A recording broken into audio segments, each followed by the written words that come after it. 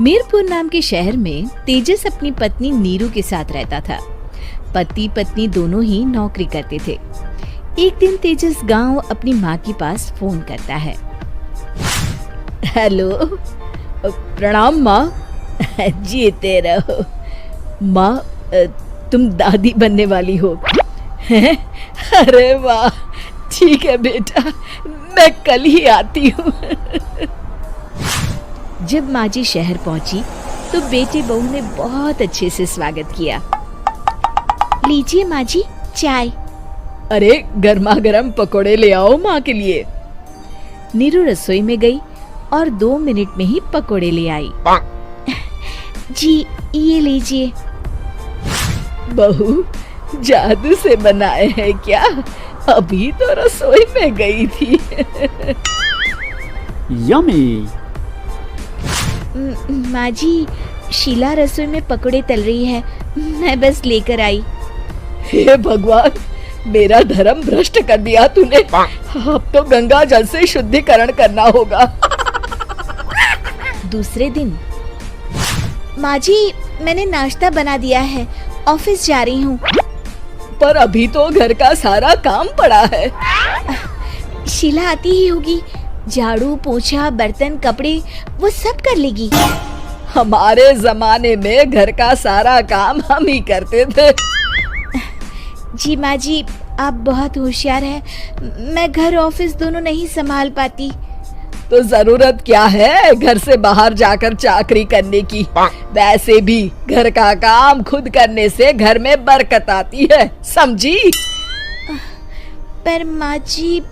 पर वर कुछ नहीं, इस महीने की पगार मिले फिर ऑफिस बंद। हाँ। रात को नीरू तेजस से कहती है, सुनिए जी, माँ जी बोल रही थी कि मैं नौकरी छोड़ दूं। वैसे ठीक ही तो है, अभी तुम्हें आराम की जरूरत है। फिर भी आराम कहाँ, शीला को छुड़ाने के लिए बोल रही थी। तो अब 24 घंटे में इतना काम तो कर ही सकती हो। पर जॉब पसंद है मुझे, घर पर मन नहीं लगेगा। अगले दिन जब दोनों ऑफिस के लिए निकल रहे थे मेरी तो कोई कीमत ही नहीं है इस घर में। माँ जी, आजकल महंगाई बहुत है, रहन सहन भी बदल गया है, दोनों नौकरी करते हैं तभी ठीक रहता है। अच्छा, तू कहना क्या चाहती है?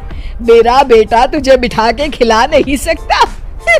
तू ही इस घर का खर्च चला रही है, हैं? नहीं माँ जी, मेरा वो मतलब नहीं था। मतलब खूब समझती हूँ, ये बाल धूप में सफेद नहीं किए मैंने। हाँ। अब तो ये रोज का काम हो गया था। तेजस भी रोज की झिकझिक से परेशान हो गया था। एक दिन उसने कहा, नीरू, वैसे भी तुम्हें मैटरनिटी लीव मिलने वाली है, तो अभी से ही छुट्टी ले लो। पर क्या, मेरी सैलरी अच्छी खासी है। आखिर नीरू ने रिजाइन कर दिया। जब बच्चा हुआ तो घर में सब बहुत खुश हुए। कुछ दिनों बाद तेजस फाइल देख रहा था। क्या हुआ तेजस, कुछ परेशान लग रहे हो? हाँ, वो हमारी जितनी सेविंग्स थी वो तो हॉस्पिटल में और छठी के फंक्शन में खत्म हो गई है नीरू। और अभी वैसे मंदी चल रही है तो मैं बोल रही थी कल मुन्ना को हेपेटाइटिस का टीका लगवाना है। नीरू, क्या पोस्टपोन नहीं कर सकते? नहीं जी, बिल्कुल नहीं। अब तेजस को समझ में आ रहा था कि उससे गलती हुई है। पैसों की कमी का असर घर के माहौल पर भी पड़ रहा था। अगले दिन, बेटा मेरा चश्मा और ये दवाइयाँ ले आना, पर्चा देते हुए माँ जी ने कहा। जी। तेजस, मुन्ना के लिए दूध का डिब्बा और डायपर भी ले आना, और ये किराने के सामान की लिस्ट है, इसे भी लाना है।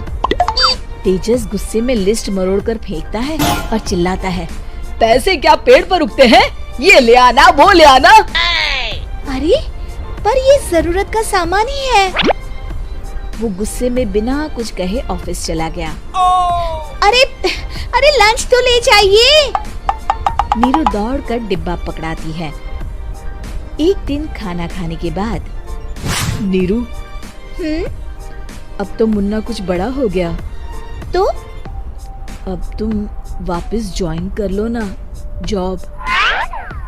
पर इस रिसेशन में जॉब मिलना बहुत मुश्किल है। ट्राई तो करो। फिर मुन्ना? माँ जी है ना, और एक फुल टाइम मेड भी लगा लेंगे। पर माँ जी, उन्हें तो पसंद नहीं। तभी माँ जी वहाँ आ जाती है और प्यार से नीरू के सर पर हाथ फेरते हुए बोलती है, अब मेरी समझ में आ गया बहू, पहले के और अब के समय में अंतर है। तुम काम शुरू करो, मुन्ना की जिम्मेदारी मेरी। मेरी प्यारी माँ जी। ये कहकर नीरू उनके गले लग गई। शिक्षा, परिवर्तन संसार का नियम है, हमें भी समय के साथ चलना चाहिए। उम्मीद है कि आपको हमारी ये कहानी पसंद आई होगी। कृपया हमारे चैनल को सब्सक्राइब करें और सभी अपडेट्स के लिए बेल आइकन जरूर क्लिक करें। और हाँ, वीडियो लाइक और शेयर करना मत भूलिएगा। Bye bye.